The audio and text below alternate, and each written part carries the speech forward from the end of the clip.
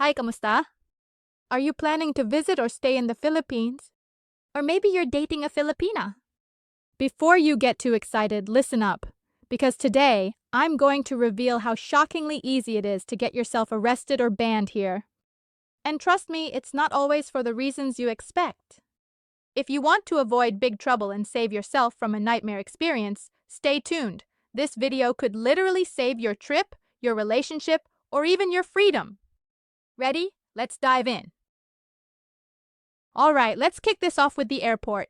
That first step when you land in the Philippines. Now, those immigration officers? They're not just filling out paperwork or playing board. They have real power. If you come in thinking you can argue, be rude, or act like you're some big shot who doesn't need to follow the rules, well, think again. I've heard plenty of stories where foreigners tried to joke around or made inappropriate comments and ended up detained in a small room with their bags, waiting anxiously to see if they'll be let in or sent straight back on the next flight out. And here's a big one. If you don't have a round-trip ticket or proof you're leaving the country, that's a huge red flag. Some people didn't prepare this and got bounced right away. So yeah, no VIP attitude, no disrespect, and definitely have your travel documents ready. Or you could find yourself stuck in immigration limbo instead of enjoying your vacation. If you've got a Filipina partner, this one's serious. Disrespect her, cross cultural lines, or worse, get abusive. And you're not just risking her heart, you're risking real legal trouble. Let me tell you about a guy I know, a foreigner living in Cebu. One night, after a few drinks, he got into a nasty fight with his girlfriend. It started with harsh words, then some pushing. And yep, the neighbors called the cops. When the police showed up, things got serious fast.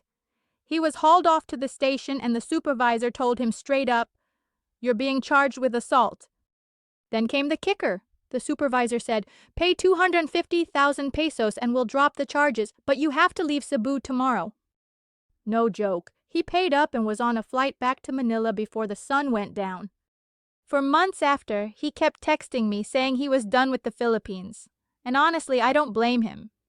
So listen, messing up with your Filipina partner isn't just bad news for your relationship. It can wreck your whole life here. All right. Let me tell you a quick story. No names, no nationalities, but imagine a foreign YouTuber who came to the Philippines thinking, "Hey, this place is great for clicks and views."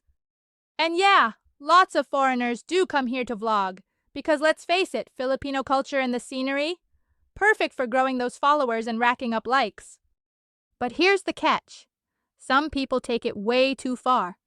They do dumb, disrespectful things just to get more watch hours or reactions. One guy, he crossed the line, disrespected locals, broke some serious rules, and guess what? He got arrested. And it's not just a slap on the wrist.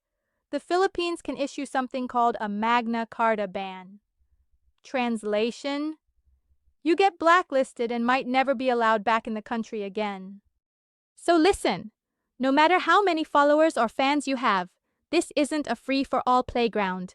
Disrespect our people or our culture, and you'll face the consequences. Sometimes big ones, like jail time or deportation. Fame won't save you here, not even close. Overstaying your visa, the most common pitfall. Okay, this one is a biggie. Many foreigners get in trouble for overstaying their visa. And honestly, it's easy to do if you lose track of time or don't understand the rules. Here's how it works. When you enter the Philippines, you're usually given a visa or a tourist stay period, often 30 days for many nationalities. If you want to stay longer, you must apply for an extension before your stay expires. If you overstay, even by a day, you're technically breaking the law. So what happens if you overstay? Fines usually start between 500 pesos per month, and that's often just the beginning. You can also get hit with extra fees like reconsideration motions, additional immigration charges, and service costs. Before you know it, the expenses add up fast. If you overstay for more than 6 months, the penalties get even steeper and could include detention or deportation. And the absolute worst? Getting blacklisted. That means you could be banned from ever setting foot in the Philippines again. And nobody wants that, right? So here's my advice. Mark your calendar the moment you arrive. Keep track of your visa expiration and apply for extensions early. Don't let something so avoidable ruin your whole trip or stay. Trust me, it's not worth it. What to do if you overstay. If you realize you've overstayed your visa, don't panic, but act quickly. Here's the proper procedure to fix it.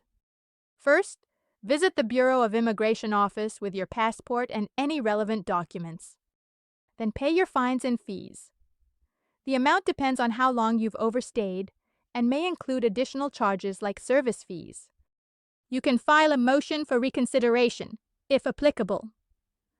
In some cases, you can submit a motion to address or reduce penalties.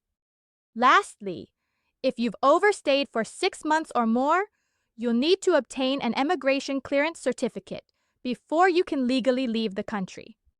Avoid trying to sneak out or ignore the process that only leads to arrest, detention, or worse consequences.